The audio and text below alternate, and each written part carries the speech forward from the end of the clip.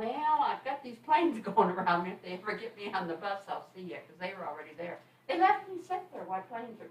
What? I have bad... Like on the tarmac? Well, it's like That's what I'm picturing. You fly in, and then it's a small one from Minneapolis, and then they roll you out here, and then they put you on a bus to get you to the big terminal, a real bus. Yeah. Well, they got me out there, and then I guess they, on their headphones, said the planes, can't do it now. The buses can't come through. These two guys left me sit there, and they ran back. I was looking through the door, the door where it came out of, laughing and joking, and I'm like, oh my goodness, what? I'm tired of planes, and you don't do well. Seriously? That's a lot of stories. That would be kind of a hint to stop getting on one. Well, that's what after this If last only, one, she I said. really thought I Yeah. would. I don't know, Sherry, some of the stories you tell, I'm like, that can't possibly be real. They are. All my kids, mother's pleased. My kids are all calm and everything anyway. Yeah. And we got to be your mother. Yeah. Your daughter. Yeah. I mean, if it's going to be crazy, it's going to happen to me. No doubt about it. Yeah. Well, I don't know if I'm so good at you with my group. I'll pull up. what now?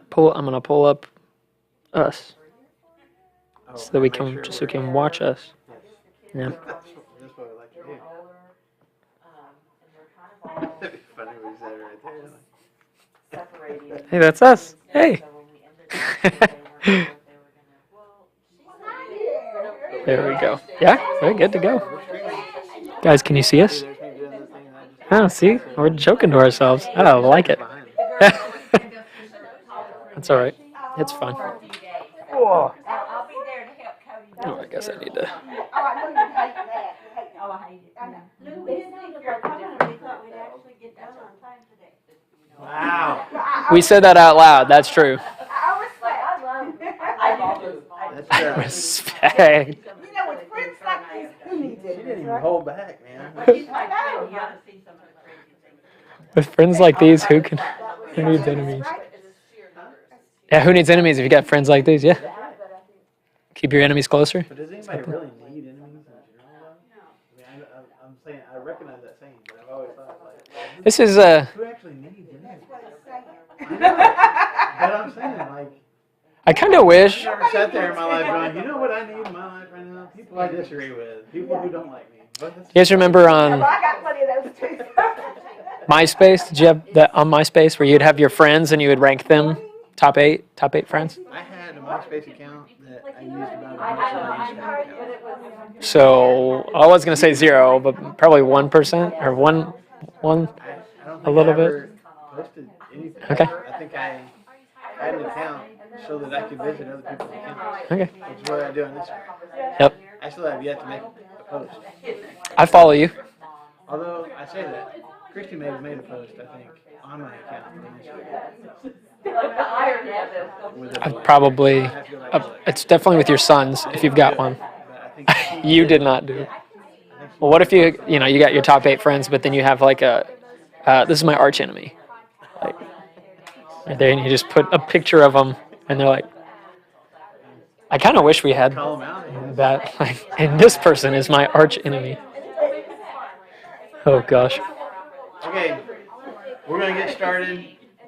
We're going to start with some things to ponder this morning. I didn't tell Brandon we were doing this, but I wanted, we've been talking about some deep things, some things to really think about and to ponder. And so I was going to give you guys some things to ponder this morning, just to think about, just to, you don't have to have answers specifically, but just kind of mull them in your mind. Maybe hold on to them until later on today, First thing to think about is, what if my dog only brings back the ball because he thinks I enjoy throwing it? Oh.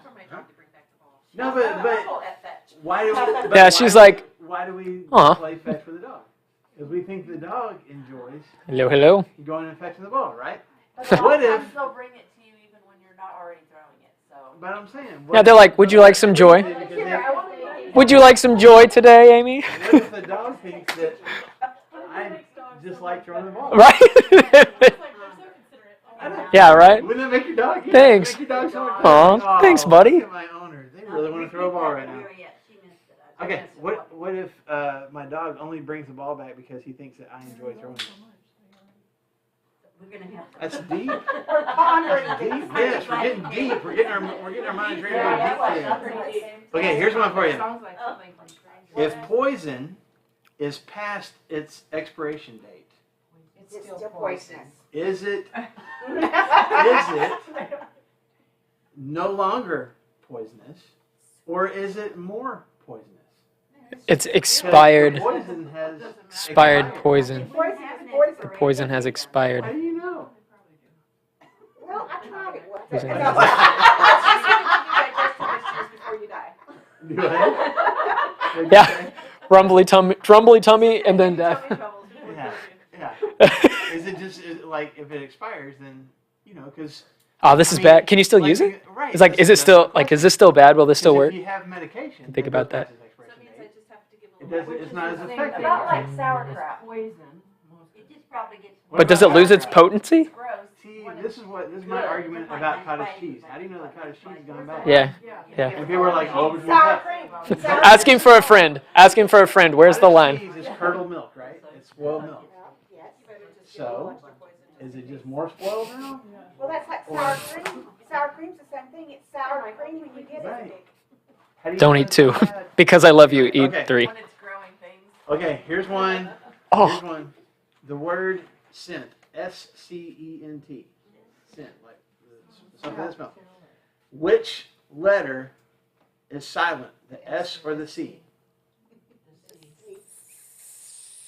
But C-E-N-T is scent. S-E-N-T is scent. S-C-E-N-T is scent. Why do we do that? Which is Why do we do that? S or C? I know. Just why? It's like dessert and desert. Yeah, So there's there's the difference of two 2 S's S's there, though. So y'all just said the C. Y'all just automatically were like, oh, the C is silent. What if the Why? S is silent? See? Ah. We're thinking. We're getting What's the deep. word- Think of a word that's where the first letter is silent. Pterodactyl. Psychology. Pterodactyl. But see, I'm saying there's other words where the first letter is silent, Ah. but the S and the C both make the sound. So which one's being C? All right. And we're gonna get to class. We've solved that. We've solved it. This isn't gonna take very long. Here's one I had never thought of. Do twins ever realize that one of them was unplanned?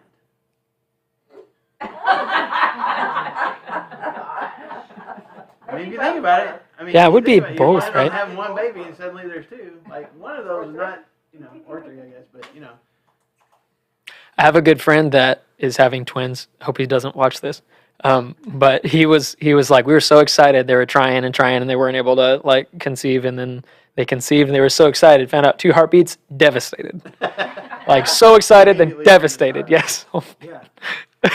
See, I didn't say unloved. Just unplanned. That's right, We weren't unplanned. planning on you. We're planning on 1, and now we got 2. Okay. Why is the letter W? Picture the letter W in your mind. Okay. Why do we call it W instead of double V? Because it's really 2 V's next to each other. But still, I mean, you think about it. I guess it depends on how you write it. Yeah, It could what- be a double V instead of a W. Yeah, like the first English, was it like But if it's typed curvy? out, I mean, a W Oh, looks curvy, like curvy. 2 V's next to each other, right? So it's going to be a double V. Mm, In French, it actually is. What, 2 V's? I would be, because B is vague and W is vague. See, there you go. I'm a little rusty on my French. So it's the English people that messed it up calling it W. Oui, oui. Okay, all right.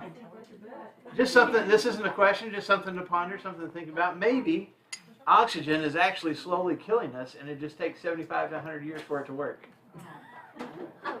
Water, same thing. Yeah. Water's actually poisonous. It's just Yeah, slow. if you ingest it, that's why I don't drink it very much. Coffee. Every time you clean something, you just make something else dirty. You Oh, just make something else dirty. that's like Ecclesiastes vibes right there. Like perpetual I mean, if you laundry. take a clean rag to clean up something, now the rag's dirty, even though that's clean. Just don't clean. Exactly. Because you're just going to make something What's the else point? dirty. What's the point? It just perpetuates. Yeah. Here's- Oh, I don't know. Oh, the Ecclesiastes he said 5. Oh, Ecclesiastes. Vibe. I'm sorry. VIBE. That's like Ecclesiastes. Why do the dishes? Because they're gonna be dirty anyway. I Like, put goodwill or get well cards on my fireplace when people come and they think I've been sick and that's why I end up that's systematic right Do there. that? That Do is you really do that, systematic. Sherry? Okay. She puts get well cards on her mantle fireplace so that people will not judge her that her house is dirty. Okay. For those of you that are listening, Yes, if you need that strategy. I just added it. My mom's that she wasn't a real tidy person. Yes. And when she was gonna have company over, she told my mom, pull out the vacuum, they'll think you're in the middle of cleaning. Put it away as the. Oh I'll yeah. finish after you leave. So, okay, last one, and then we have more things Oh jeez. to ponder. The word swims upside down is still swims. Huh? Amazing.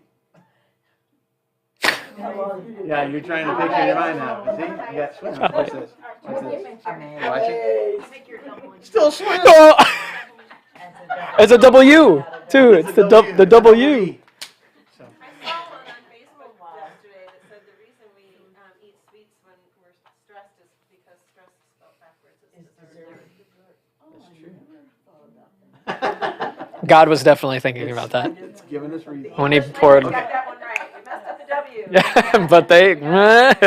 Okay, I told Brandon like he's taking the lead today, and he has promised to finish everything. Yeah. About everything.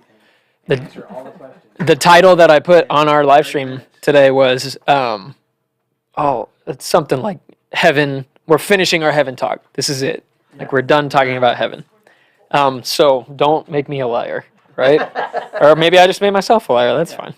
That's probably more. I think that's probably more accurate. Brandon, we don't trust you because every time. Let's go to Revelation. Okay, there's gonna be a bunch of good stuff here in Revelation that we're contemplating. And I think actually Marshall's questions at the beginning, if we're able to make it to where I would like to end us today, will be kind of the same thing. I'm like, well, I don't know. Let's just see. I don't know. Imagination, right? So we'll start in Revelation 21, 1 through 4, and there's a bunch of passages and stuff like that in Revelation here. But we're gonna use John's revelation or the revelation that he received from God and Jesus to kind of color our imaginations. 21. Well, The very end. yes, almost. I mean, I'm literally one page away from the last words of the Bible. So today, I think if we get to where we're going, we're gonna move. Remember kind of how we opened up our discussion with Marshall talking about the different, will there be actual gold streets or mansions or heaven clouds, harps, all these things. And so today we're gonna look at remember the concrete. So remember we had concrete stuff that we kind of speculate. As long as we know we're speculating, it's cool. And then like imagination, as long as we're still sitting on truth. So we can imagine things. It's like this kite that we're holding, and we're like, okay, we can imagine it, and just kind of allow ourselves to like just use some imagination, which a lot of people thinking about this subject and stuff do. As long as you're still like holding on to truth, we can't just like let it fly away. So the concrete stuff is that heaven is a real place, right? God lives in heaven. The Son lived in heaven, and then He came from heaven, returned to heaven, and is coming back from heaven. That's the concrete stuff. There is a hell, angels, demons, those things do exist. And then we got into some speculation. And anyway, so let's sit right here and see some more concrete speculation, concrete mix of speculation here. Of Revelation 21, starting in verse 1. You're there. You want to do 1 through 2, Marshall? Okay. Then I saw a new heaven and a new earth, for the first heaven and the first earth had passed away, and there was no longer any sea. And I saw the holy city and the new Jerusalem coming down out of heaven from God, prepared as a bride beautifully dressed for her husband. All right, so you've got a new what? A new heaven and a new earth, right? Okay. So this is why I'm wondering how far we'll actually get and all this stuff, right? So new heaven and new earth. I don't know about you guys, but growing up and everything, it was very concrete, at least in my mind. You've got these two different distinct places. You've got heaven and you've got earth. Heaven is God's place. You've got the clouds and the angels and God and everything. And you've got earth, which is the space that we can see, the space that we inhabit and that we are talking in the physical space. And you die in one space, then you fly over to heaven, and then we're good to go. The Bible Project actually has a really good, and it's kind of what we talked about in our what was it? Heaven, what was it called? Heaven series. Maybe it was Heaven and Earth. Yeah. So our unscripted series that we did like a year and a half ago, maybe a little longer, where we talked about this subject as a whole of heaven and earth and how it seems like they're separated. But Scripture would say, and all the way from the very beginning in Genesis all the way to here, that things are just a little bit different. So you've got you've got these two distinct spaces, but the Bible opens up and you've got heaven and earth melding and being together. You've got God with His creation. Right, God with His creation. He's walking along in the garden in the cool of the day, right? And so those things are together. But then whenever sin happens, those things are split apart. No longer is God with His people, but He's away from people. And we talked about how, and these are hyperlinks to our conversation way back, that the goal of, or big part of the goal of the Bible is to ultimately reunite heaven and earth together again. And so we talked about how those things are separate. We can't get to heaven now because those things are separate. And then it's like a Venn diagram. Whenever Jesus comes, He's like the middle. He's heaven and earth. He brings heaven to earth and then empowers us to bring little pockets of heaven to earth. And then in the very end right here, you see new heaven and new earth combining once again, where we're ultimately together with God, which is super cool. Because there is no more sin, there is no more death, there is no more separation. Right. So created, we're together and in community with God, but because of our sin, we've separated that. And all throughout Scripture, you see, I think we talked about this slow inching of slowly we're coming back together. And in the end, here it is, this new heaven and this new earth, because the first heaven and the first earth had passed away and the sea was no more. And we saw a holy city, the new Jerusalem, coming down out of heaven, prepared as a bride adorned for her husband. So I'm like trying to figure out how we move from this. Now, heaven is less about us dying on earth and then flying over to heaven and woohoo. It's this new heaven and new earth becoming something that we haven't seen on this earth before, something that's new but it's different. And I don't know, is there a way to wrap that up? What do you think? It's a different way to think about heaven, though. Well, no, I'm just a little bit confused here, because where it says a new heaven and a new earth, is it talking about God's heaven, or is it talking about, the heavens? The heavens? Because it says then in the next verse, it says, he saw the holy city, New Jerusalem, coming down out of heaven. Mm-hmm. Well, if the first heaven had already passed away, where's it coming down out of? It's a good question. From God, right? I know that. So is this... What I'm saying is,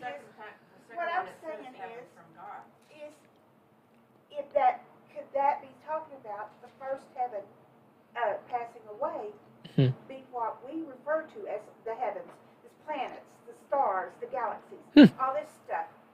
All that has passed away because we've already established that God's beyond all of that. Mm-hmm. I did they did at Bentonville a Revelation study, and in my Bible I have sea underlined, and then it says the sea was associated with bad and evil. And then holy city and bride underlined, and then I have written bride and the city are us. Mm-hmm. Yeah. So it's difficult. Go ahead. No, I'm clarifying. So So there was no longer any sea, you're saying there was no longer any evil. And then it's the church that's left, right. dressed as a bride for her husband. Mm-hmm. So maybe it's like the waiting From my place is cryptic dying, notes, I would agree. and now we're all in it together. That's kind of how I'm trying to picture my brain. And I'm So- trying to think this out too, because the sea also is what separates. Yeah, and that's what we talked about And not too so long the ago. sea there's no more sea, so there's no more separation. So you've got, I don't know, I just thought, Yeah. confused about that. Well- Is that the new heaven? Is that God's? Yeah. God's heaven coming down? I mean, I think it's more. New Jerusalem coming down out of heaven from Mhm. God. I think it's more. And correct. Help me here too. I think it's help me here. I think it's more of like this. I mean, ultimately, right here, right? It's the new heaven and the new earth, and we're realizing, hey, this is the ultimate. This is what we're going to like. What is happening at the end here? The old things are passing away, and the new things are here, right? Whenever we die and give our lives to Christ, we die and give our lives to Christ. The old has passed away, and the new has come. We talk about that. So all of the old is passing away, and there's something new, but it's something that is recognizable because it doesn't say the old heaven, the old earth passed away, and now we've got this something different. It's now there's a new heaven and a new earth. So it's something that is similar and familiar that we're going to see and kind of understand, but it's the way that we understand it, and the sin and the separation, kind of like she said, is something that has passed away. And I don't think that there's really an answer for. I think, if we see this as the first heaven and the first earth is our physical universe, the earth that we live in, and the physical universe as we can comprehend it right now, being the first heaven and the first earth, those things pass away. But we talked about how God's presence and spiritual dwelling of heaven exists outside and beyond even the galaxies and stars and planets. And so that would be, that's the visual that I get, is what we understand and what we have understood throughout the history of mankind, of the physical universe that we occupy is gone, and this new existence, this new place, this new That is new heaven and new earth. new living place Mhm. with God is coming, but it's coming from Him. He is bringing it, to us. Does that make sense? It does. But then in verse 2, I've got another question. Okay. The holy city, New Jerusalem, coming down out of heaven from God, prepared as a bride adorned for her husband. Mhm. Is that not the church? And is it Well, coming down I wouldn't out think of so. heaven? Because we're the bride that's adorned. Mhm. This is what Amy was talking about. So we could look at this more, instead of this being quite as literal, we could look at it more figuratively as John is seeing, I guess, Christians, the church, The new I don't say humanity. coming down, but he's watching this happening. It's more of a just a presentation of Christians in the church, I guess, being united with God. Well, think holistically of what you've said. Don't hate me. Of what you said this whole time. The point of heaven is that we're together, and I think right here, we're together, man. It's happening. Like we're, the new heaven and the earth. Those things have passed away, and then here we are, bride adorned for her husband. And it is a vision, so It is. it could be not. Okay. That's the hard part about Revelation too. No, you're good. Anybody else want to jump right in? Oh, we're good. So, if we actually go to paradise, then could that be the time when we are presented as and actually meet the loved ones who are still alive at the day of judgment, and the people and our bodies come back and all that stuff? I can answer that. I don't know. And we are all unified together. Yeah. Yeah. Well, and just reading on, like for basically 3, it's talking about just being together. Right. Dwelling. And what it's going to be like. Yes. Peace in the morning and no death. Right. Right. So this is the ultimate. This is the whole point at the very end of the Bible is like, okay, all of this struggle that you've had from Revelation 21 all the way back through the whole Bible, this is the end. This is the ultimate goal. Not that we leave this present world and leave this in behind, and that we just go to this ethereal heaven or something like that. But they're combining together. So like heaven's gonna come to us. So here's here's something that I thought was kind of helpful, and we can move to Revelation 22 to kind of see where this kind of good stuff is. This is from Anthony Hokima. He says, God is going to make the new earth his dwelling place. Heaven and earth will then no longer be separated as they are now, but they will be one.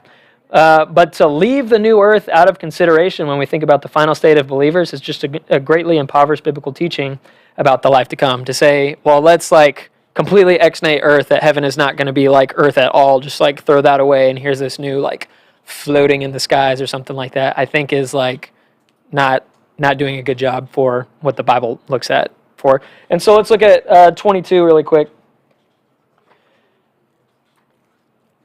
Revelation 22, verse 1, and see if you can hear some of the earthly images. Then the angel showed me the river of the water of life, bright as crystal, flowing from the throne of God and of the Lamb through the middle of the street of the city. Also, on either side of the river was the tree of life. With its 12 kinds of fruit, yielding fruit each month. The leaves on this tree were for healing of the nations. No longer will there be anything accursed, but the throne of God and the Lamb will be in it, and his servants will worship him. They will see his face, and his name will be on their foreheads. And night will be no more. They will need no light of lamp or sun, for the Lord of God will be their light, and they will reign forever and ever. Oh man, so much to unpack right there. But you got all the way, there's the tree of life. Where was the last time we heard about the tree of life? In Genesis, right? So here is the first 3 pages of the Bible, and the very last page of the Bible, all kind of tying together of, man, here we are. Now we're back in the tree of life where we have eternal life with God forever. And it's a place that at least John would describe of this physical beauty. You've got this water, this river of the water of life. Think about Jesus talking with the Samaritan woman at the well, where he's like, hey, you're thirsty now. I've got water that you will drink from, and you'll never be thirsty again. I have that as Holy Spirit. It's flowing. I could agree with that. Yeah. Because it's coming from Mm-hmm. God and the Lamb, so it's a representation of all three, God, Jesus, and the Holy Spirit. Yeah, all together in one place, ultimately fulfilling all the desires of your spirit, which is super cool. So the question of, okay, is this new earth going to be the same? Or kind of, is it going to be different? One author I was reading kind of described it like a caterpillar of like, well, the old earth, it's like, has it passed away? Think about a caterpillar. Does the caterpillar pass away on the way to being a butterfly? Yeah, thanks. Like no, but yes. There's too many things. No, but yes, but it's like different, but it's still got the same. Am I making any sense here? Same elements in a way. So it's like there's something new, but it's like familiar. So I think that we have a at least in my mind, whenever I think of heaven and think of like just like blank white space where we just kind of like float and we're like, oh, God's here.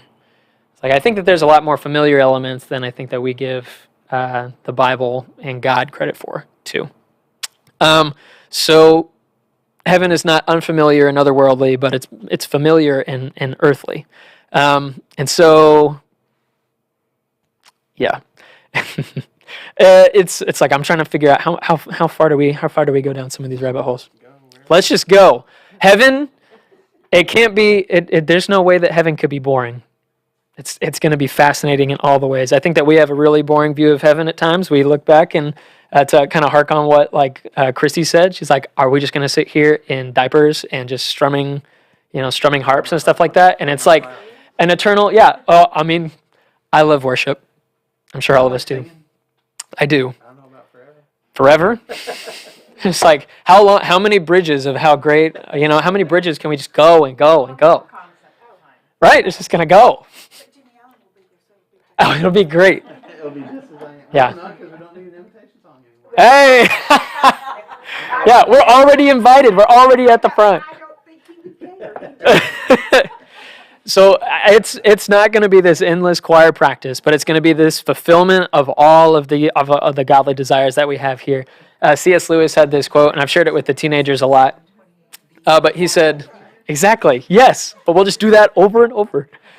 C.S. Lewis, just talking about like heaven and where our souls are going to end up, he said, if you find in yourself a desire on this earth that nothing on this earth can fulfill, well, then that means that you are made for a place that is not of this earth. So here we are on all these things, and we're trying to find purpose and fulfillment in our jobs, in our spouses, in our kids, in money, in sex, in whatever it may be. And we're searching and we're searching, we can't find. So C.S. Lewis would say, well, that means that we are made for something that is not of this world. We're made for, as Solomon would say in Ecclesiastes chapter 3, we have eternity set into the hearts of men. We have this God-sized hole in each of our hearts where we're longing to get to this place, longing to be at this place where all of the sin and all of the tears and all of those things will be gone and we'll fully be with God and together with man someday, which is super cool. So I don't think that heaven is going to be boring.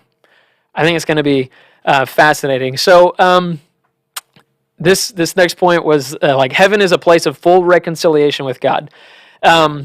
So heaven is a place where all of the symbols about our relationship with God will become a reality. If you guys can think off the top of your heads, what are some images that describe God's relationship to us in the Bible? There's a ton. Because I guess we kind of already talked about one in verse 2 of 21. But Being a bride. Personality, so will we see things differently? I think we'll see things differently. I think we will still have our being and personalities. What would you? That was the soul. the soul, not the There's spirit. Something of us is still going to be us. Yeah, I think so. I think we'll still have complete. But we'd get along with everyone. I mean, Yeah. That's what I was thinking. Yeah, right? We're going to get along. Right? Yeah. People are going to sit in your chair and you're not even going to. And you're going to say, you can have it. You can have my chair. So symbols. All right, so symbols that the Bible used about our relationship with God that are just symbols that we'll fully recognize and understand in heaven. Is that a good question? No. Like the scripture in verse 2 right here was like, as a bride is adorned to a husband. So here's a symbol of, here we go. This is a symbol of, we have marriage here on earth, and it's supposed to be this beautiful symbol. It's a signpost, right, of what's to come. So remember, as you're going to the Grand Canyon or wherever it may be going, you don't stop at the signpost. You actually go to the place. So marriage, and we're going to talk about it in a second, is this beautiful thing here, and it's supposed to point us to this, the ultimate marriage, the ultimate, man, we're going to be with God in this beautiful way that there isn't any sin to worry about. There isn't any, unfaithfulness to worry about from both parties. We're just there. So that's one symbol. What are some other symbols that you guys can think of from the old stuff? Yep. So we're forever going to be under his tender, loving care within the confines of eternity and love and mercy. Yeah, we just get to graze, baby. Sounds pretty good. Let's eat some grass. So eternal worship service, and we're eating grass. That's what we have solidified. All right, what are some other images? Oh, yeah. Mm-hmm. Because he talks about it in what you just read in Revelation 22. There's always light. That's pretty cool. So darkness as a sign of like, right? That'd be, I'm gonna be sad, right? Is it? Yeah. Oh, whoa. Lou says no. It's because the light doesn't bother you. You can just go ahead and go to sleep if you want to. That's funny. Oh, I didn't wear my watch today. I don't know how far we've gone here. Okay. Right?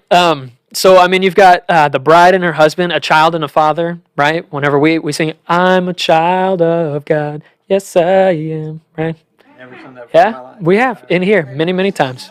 Who the sun sets free. Oh, he's free. We don't sing that in here? Oh, my goodness. Yeah, we do. I'm a child of God. Yes, I am. No, I don't think so. Anyway. Well, this is me. All right. Thank you, Daisy. Yeah. Let's get Jordan up here. There's something wrong with it on KLRC. If we're going to do a eternal worship service, we need to not stand next to each other. I'll be like in the back. No, you're going to have a good voice, right? Will I though? Sure. Or were you just going to scream? There's no pain. There's a child. Right? So I'm not going to cause pain to anybody's ears when I sing it. Are we going to have ears in heaven? I think so. Yeah.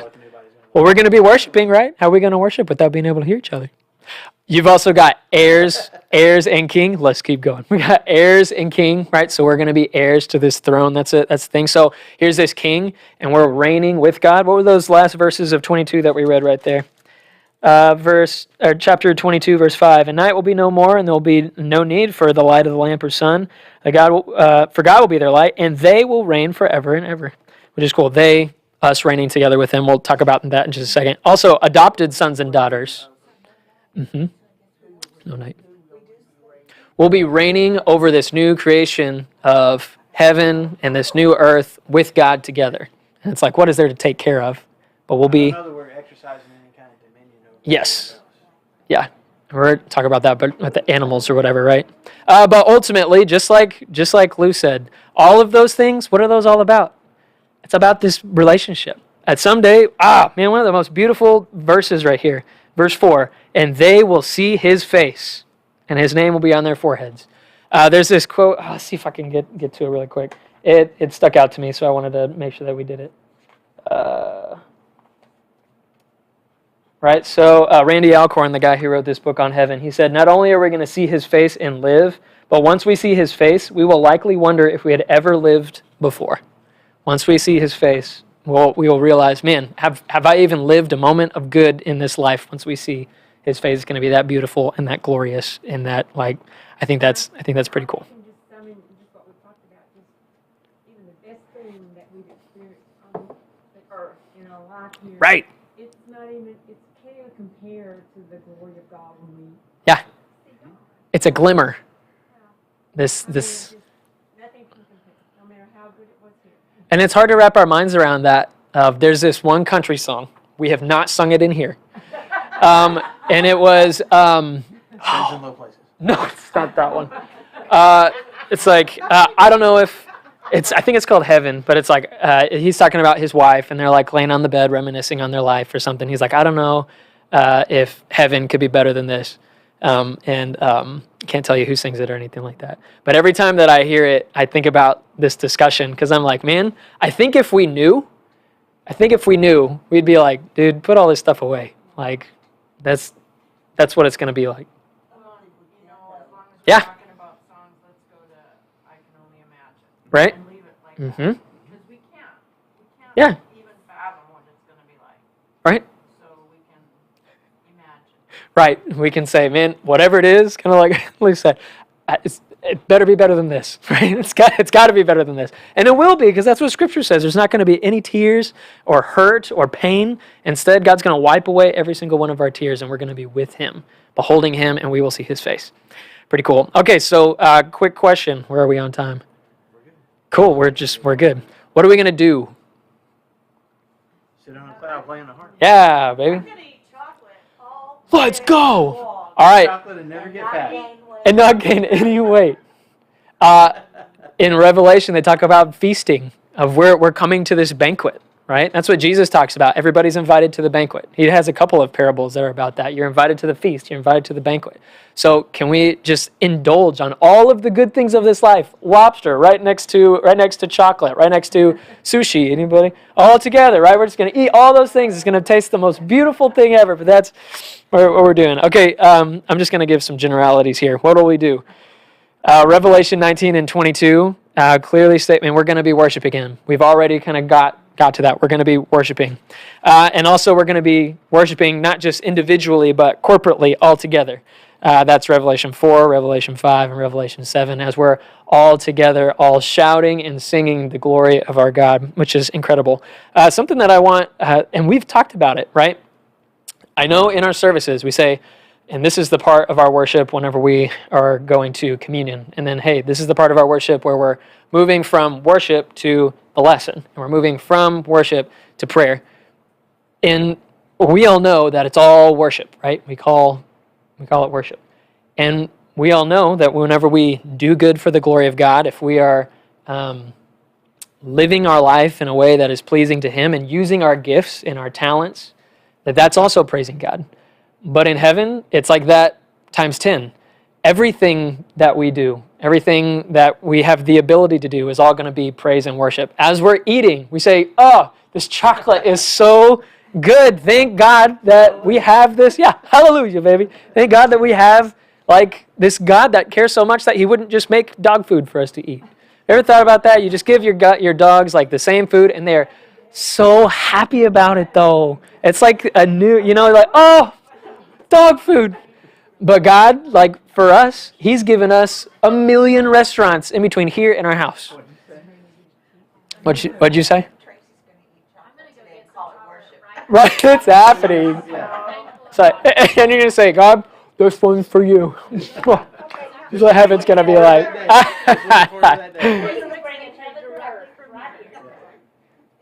Wait. Oh, I've got that on my notes. Let's get there. Let's get there. Continuous. That's why I'm like, hey, if we can finish this, we can make it, guys. Revelation 11 says we're going to shout as we consider God's incomprehensible works. We talked about singing. There's going to be these shouts. I mean, sometimes if you guys have witnessed a baptism of somebody that has lived a life full of sin and then they give their lives to Jesus, it's this like, it's not, woohoo, blessed be it's this, man, let's go. Like this, we're here. We're like, this is, my life is changed. And so I think that if we're, looking through Revelation 11, we're going to shout as we consider God's incomprehensible works, and we're going to serve Him. Now, this is kind of difficult for me to wrap my mind around. Let's go to Revelation 7:15, and we'll just like kind of see what John says here. Because I'm like, will we work? I think we will, but it's going to be work that's different. We're going to talk about that in just one second. Revelation 7. Our Baptist preacher neighbor was saying, how We had. mentioned last week that everyone will have like a responsibility. But it'll be. We're going to talk about that right after this. 7:15. Yeah, I hope not, man. Yeah, man. You eat the chocolate as you stock it. You're good. Verse 15. Therefore they are before the throne of God, and they serve Him day and night in His temple. We already talked about how night's not there. We're just talking, this is continuous serving. We serve Him day and night in His temple.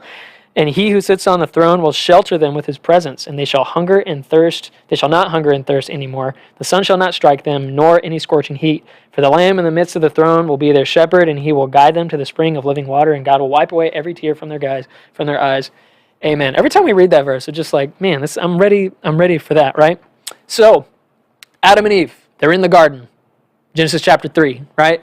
They sin against God, and there's 3 curses. Does anybody remember who is cursed? The woman, she's going to have pains in childbirth. Ouch. The snake, going to go on his belly forever. And then man, toil, work the ground and toil.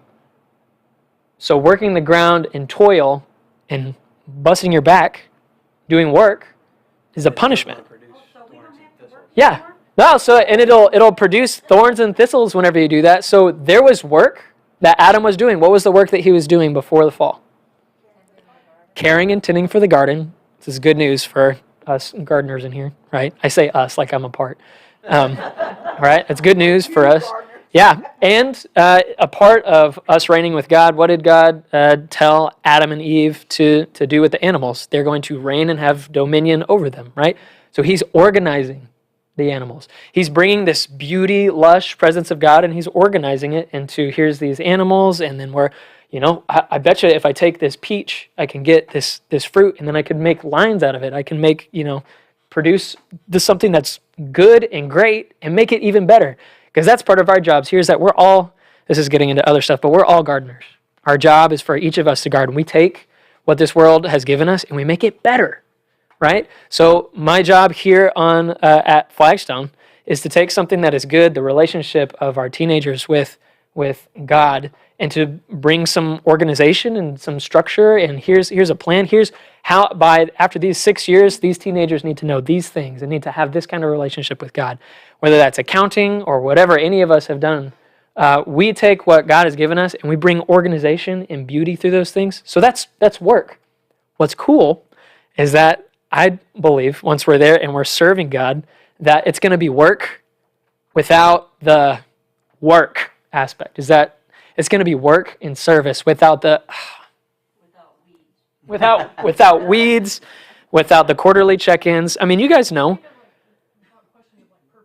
Oh yeah. I'm sure everybody, you think about, I don't know if y'all have these thoughts, but sometimes you're like, is this what I'm, is this what God wants me to be doing? Or, because you even talked about, I didn't imagine being a preacher, Yeah. doing this. And so, Hey. Like, yeah, I think that just the relief of Yeah. this question about, am I doing it wrong? Well, you know, I hope that for each of us, we've got some people in here that have lived awesome lives doing so many good works for the kingdom of God, and I hope that there was moments where you're sitting there at your desk or with somebody or something like that where you said, "Man, this this work brings me so much joy. Like I was built. I have a sign in my office that says you were built for this." Not to say like, "Man, I was built for this. You know, this is my job." Like God made me so that I can feel this goodness and presence as I do His good works. And our work and service in heaven is going to feel like that all the time. Man, I was built for this, and it's going to like this. You know, those little glimpses that we get of, man, this is some good work that I'm doing. We're going to get that all the time. At least that's my perception. So, yeah, you can say I love what I do every day. But what's cool is that, and this is kind of hard for me to figure out too, we'll be served by God. So we're going to serve God, and we're going to serve.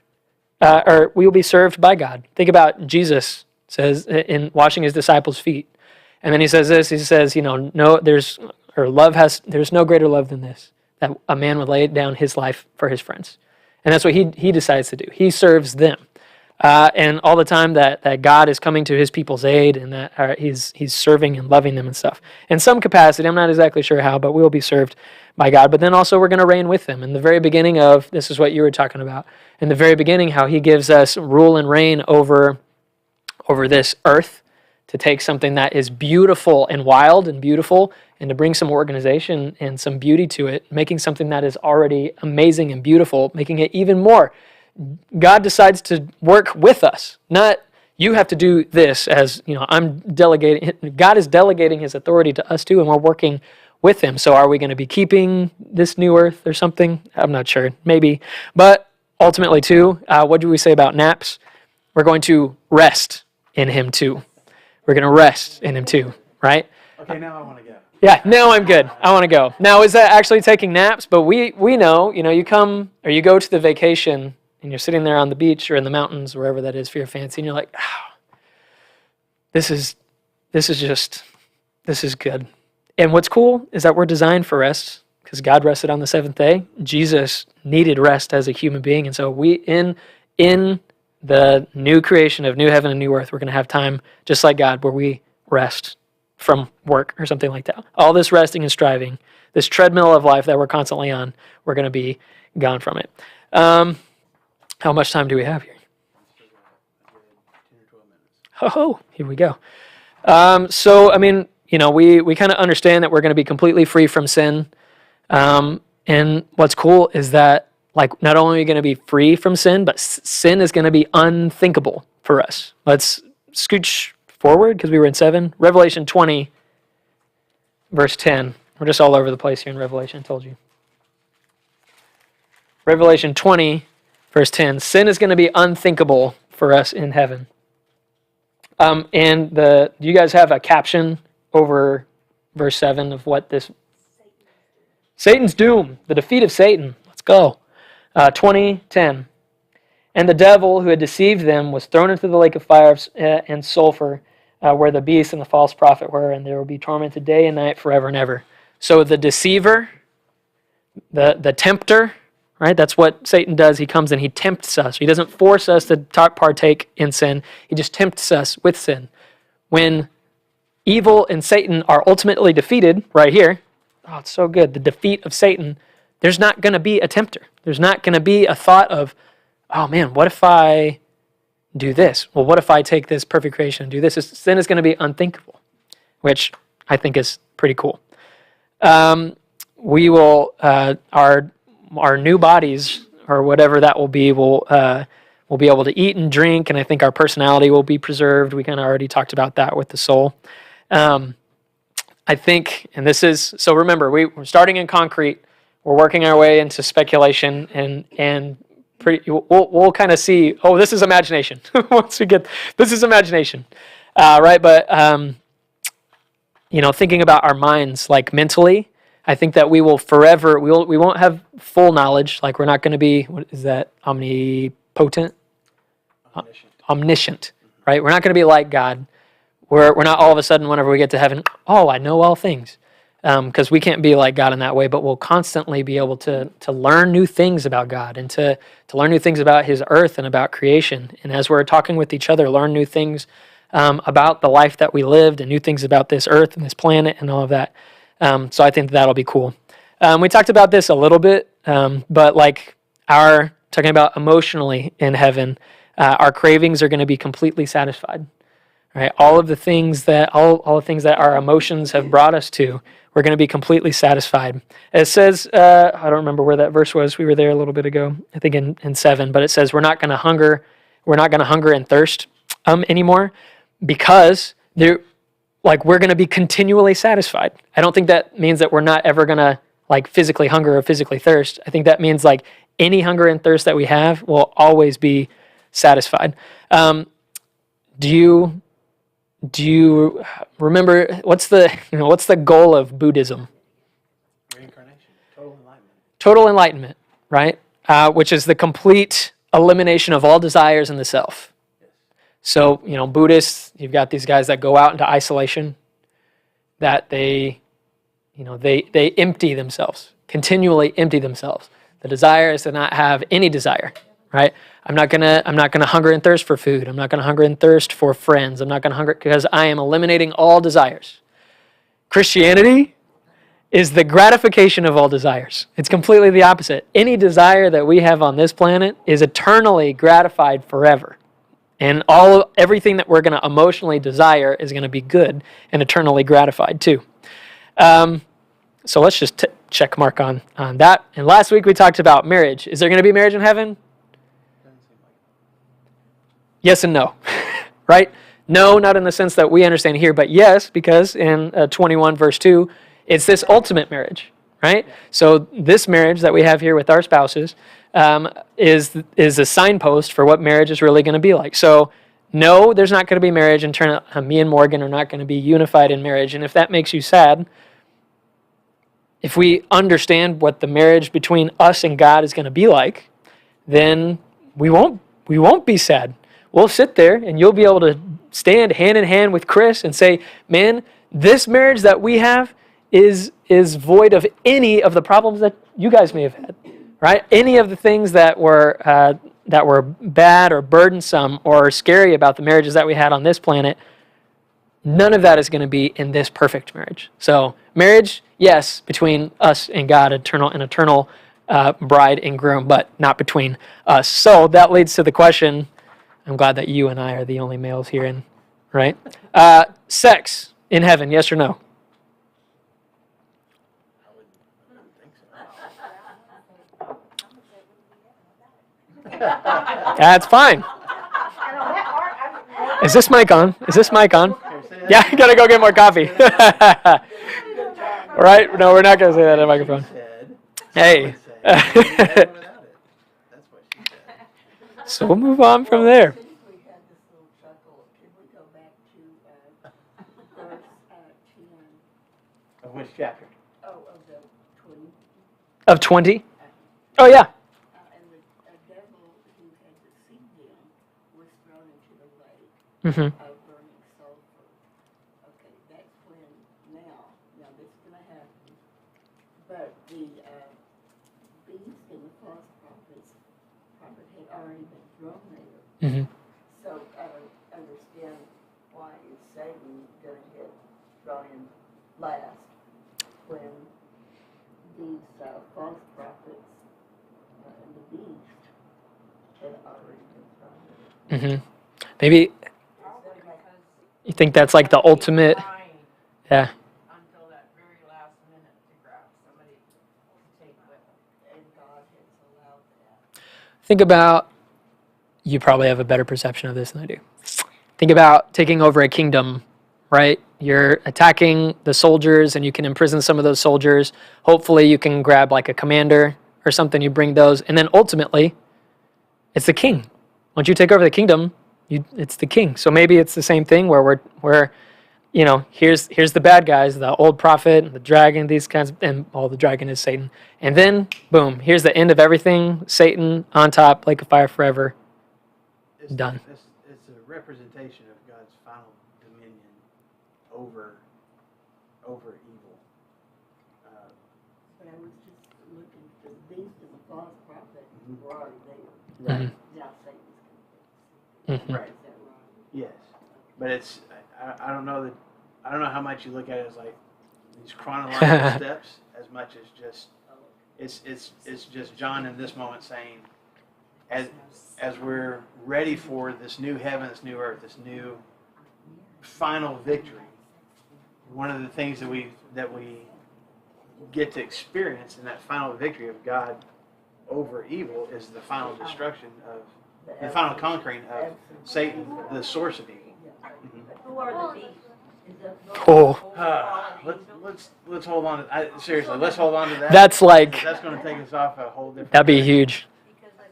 It's a good question. I don't Yeah. want to be It's dismissive. sex of in it. heaven. I was kind of. You left. We decided what it was.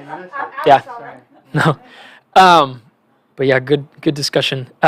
Sex in terms of the sexual intimacy between a husband and wife, I don't think so. Sex in terms of gender uniqueness, I think yes. Let's see, where did that go? Yeah. Jesus, when he rose from the grave, he rose as a man. Whenever we saw Elijah and Moses come during the transfiguration, they weren't, the word was, Genderless being. they weren't genderless beings. Whenever Elijah came back, whenever Saul got used the witch of Endor to bring him back, it was a man. We were doing some studies with the Flagstone. I say we. I was doing some study for Flagstone teen stuff because the transgender, all these things, like really trying to understand those subjects a little bit better. And the truth is that God has created us each unique, male and female. I don't think that whenever we die and we come back, we're just going to be these genderless beings. I think it's a part of our created goodness. Whenever looked at man, he said, this is good. Whenever he looked at Eve, this is good, and it's good for them to be together. And so I think that sex in terms of sexual intimacy between husband and wife, So sexual activity, no. gender, yes. That's what I think. Thank you. Male being in charge and the woman being. I don't know. I'm not sure. I don't know about that. Hey, Yeah. it doesn't happen here. It's not No. Honestly, in my quick answer to your question, Jen, is I don't think that it's going to be a male-dominated heaven. I think there will be male and female, but that was part of. We go back to what we were talking about a minute ago in Genesis chapter 3. That was part of the punishment that is described in Genesis 3 for the woman. Not only is she going to have pain in childbirth, but her Man will have husband's gonna dominion over her. Dominion over her. And so now, if we return to the perfect place, with God and in His presence, there's not the need for that anymore. So, male and female, yes. The hierarchy between the two, I don't think so. Yeah, that was a good question. Guys, I think we can make it. We got 2 Go for minutes it. left. Go. No sexual intercourse, which some might say, man, that really stinks that there's no sexual intercourse. But just like marriage, it's a signpost for something that we cannot even begin to understand the beauty. It's like, man, no sex. Well, guess what? This intimacy between a husband and wife, whenever we get to there and as a bride that is adorned for her husband, whatever the goodness that there is in human sex here physically is a signpost for something that's incredible of ultimate union and knowledge and intimacy with our God. Whole new body, and that new Exactly. body is not described, and so our bodies may not even be capable of. Right? Well, like the cravings are satisfied, like there's not. Right. Like Paul talks about marriage, and like if you feel like you can't control yourself, then this is how you do marriage. Right. You get married, and you don't just go do whatever you want to do. But Exactly. He said like just stay single, like him. Like I think about that was like marriage was the marriage that we have is different from Christ. Yes. Because, like marriage for us is created for on earth to like satisfy that. To satisfy our earthly desires. Yeah, you're right. Well, also Yeah. it's for procreation. And Yes. there's evidently There's no procreation in heaven. Right. But I think what Brandon's getting at here is like one of the biggest things about the sexual relationship, besides procreation, besides the pleasure of it, is complete intimacy. There's nothing between me and this other person. There's nothing hidden. Again, going back to the garden before the fall, Adam and Eve are walking around naked. Why does the Bible make special mention of that? Because there wasn't anything to be ashamed of. There wasn't anything that I'm fearful of. I'm not trying to hide anything. I'm completely Open. Completely laid bare. You can see everything about me. Okay?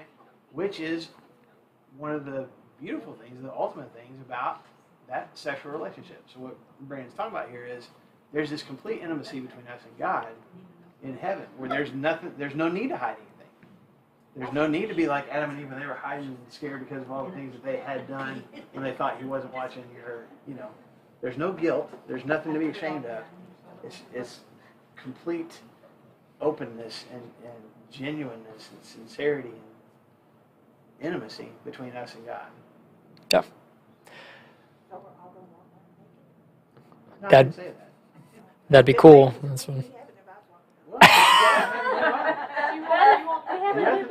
and it'll be a body. It'll be a body that you love and that other people like and that God likes. Like all those things will be. Yeah. Hey. Yeah. We're not gonna know that Right? Yes. We won't look around and feel shame, because if that happened right now, we'd be like, oh, embarrassed or something. Exactly. We're in your Bible study today. We're going to be naked in heaven. Not gonna be like Jesus. Okay, so I'll finish up with that then. Okay, then, and that's what the movie says. That's what the movie says. Heaven is going to be a place of visual beauty. Just think about the most beautiful things that we have on this planet, not to mention other planets. Those kinds of things, but all over the place. And there's going to be natural harmony. Here's this things. So the question is, what about animals? Do all dogs go to heaven? So if there are any dogs tuning in, this is the moment that you've been waiting for, right? So all animals created by God, right? And actually, that's a good and beautiful thing. And what did he say after he created all the animals on that particular day? Day 6? It was 5 and 6. He said, it's good. It's good. There's nothing wrong with these animals. And they actually reveal the glory of God. Have you ever looked at a whale and on TV or in person and been like, there's no way that this is real, okay? They reveal, what did you say? You're asking about mosquitoes and Reveal the glory those of are God. actually created by the devil. Yeah, so- and that's in the Bible. Those are evil for sure, and they will definitely end up in the lake of fire, right? Can my cat make it too? Okay, so here we go. To heaven or to hell? Never mind. Which one was she saying? And we look like Romans 8 and everything, that all creatures, heaven and earth, they praise him. And whenever we look into Revelation, everything, that it's all of creation, which includes the earth itself, plus all of the created things, animals, all those things, pour forth his glory. And creation in general was affected by the fall, right? Who paid the price, or I guess a couple people paid, who paid the price whenever Adam sinned? Adam, Eve, the serpent, and animals too, right? Well, yes, that's probably right, because where did their clothes come from? Not from leaves. Animals. And we didn't eat animals before then, right? We didn't eat animals until after the flood, did we? I don't know. No, we were eating animals. Yeah, right. Because, what's his face? So, and okay, well, you bring up a good point, Abel was the shepherd. right? You bring up a good point. Abel was the shepherd. Yeah. Whoops. He sacrificed. Yeah. So in the flood, God could have destroyed all of the earth, but he decided to save animals, which is very interesting. And so I think we're getting imagination and speculation here, okay? I think that they're going to be included in the restoration of the new heaven and the new earth and those kind of things. Now, does that mean that, Sherry, that your cat or dog will go to heaven? Like your personal dog and stuff? Tracy says her dog is not. Not for sure. Well, some of you know. I don't have vacuum dog hair, I'm good. It'll be good. Yeah, they're all hyperallergenic. It's fine. They don't shed. They don't shed, not in heaven. No shedding. So I don't think No tears, no shedding. that the Bible says anything about is my dog Milo going to be in heaven, but I do think that there's some good stuff to think that animals in themselves will be heaven. I think so. Yeah, why are we talking about this, right?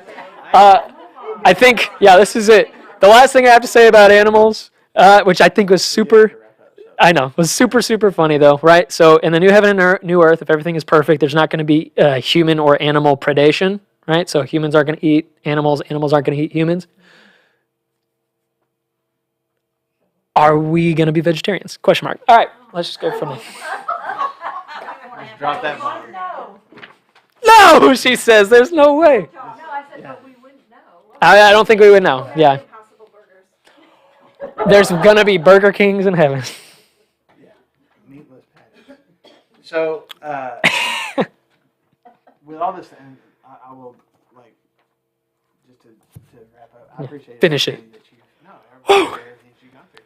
Most of the stuff came from Revelation, and we need to understand that a lot of this is imagery. And some of it may be literal. Some of it may just be imagery because we can't fathom, and we've talked about this before, we can't fathom spiritual things beyond what God gives us the capacity to fathom. So being able to see God face to face, if there's nobody that has done that so far, like I can't even fathom like exactly what that's going to look like, but it's going to be this amazing thing. So some of the imagery of, the cities of gold, or the streets of gold, is that literal? It might be. It might just be imagery of that helps us kind of have something tangible to look forward to. And it might have been more for the people at that time. Mm-hmm. Sure. Like gold was, wow. Well, the city of Jerusalem would have meant so much to people back in this time. I'm like, it's another city. I don't, but I think that there's enough, not only here in Revelation, but some of what Jesus says, some of what Peter says in 2 Peter chapter 2. He talks about it a little bit. There's imagery in the Old Testament prophets and Isaiah that are very similar to this as well. So I think some of this, some is not the right word. I think a significant portion of this is, I would say literal. This is what it's going to be like. As far as there's not going to be any pain. There's not going to be any tears. There's going to be complete joy. We are going to be praising God. Are we going to be singing the whole time? I don't know, but it's going to be a constant praise of God with whatever it is that we're doing. We're going to be in His presence. There's going to be a separation between where we are and where people who have done evil all their lives are. And some of that for them is going to be, suffering and tormenting. It's going to be perfection where we're at. It may be streets of gold and trees and rivers. It may be something else. But it's going to be in God's presence. And it's going to be perfection and no pain, and with the people that we love, and people who have gone on before us, and people who will come after us. And that's what we need to look forward to. And the big thing is, in Romans chapter 5, Paul says we have this hope. And our hope doesn't disappoint us. It's not empty. It's not meaningless. Our hope, our expectation means something because we know this is real. We believe this is real. And one of these days we're going to get to experience how real it is. And that's what we need to be looking forward to. Right. And can we I don't know, have discussions, maybe even argue back and forth about exactly what it's going to be like? Sure. But let's all come together and be unified in the fact that it is real. And it is God's presence, and it is for eternity, and we should just want to get there and to be together with as many people as we possibly can. So that's me tying a bow. We're done. We talked all about heaven. So next Tuesday, we're switching gears a little bit, and we're going to start talking about angels. Woo! So, which I think was the original question. Can we start That's talking about hilarious. demons and stuff? And so we've talked about heaven and hell a little bit and what happens after you die. We're going to talk specifically about these angels, these spiritual beings, these messengers from God, and all these other different connotations that they have. So, and we'll get it, I'm sure, just all done in one class. It'll be awesome. Oh, yeah. Just like we did with heaven. Time to spare. Exactly. So plan on being back next Tuesday. Join us online next Tuesday. Bring somebody with you if you want to. You want to at least start the conversation about angels next Tuesday. Okay? So we're going to shut down the live stream for now. If you want to ask some more questions or stay and visit, feel free to do so. Okay, look at this and tell me.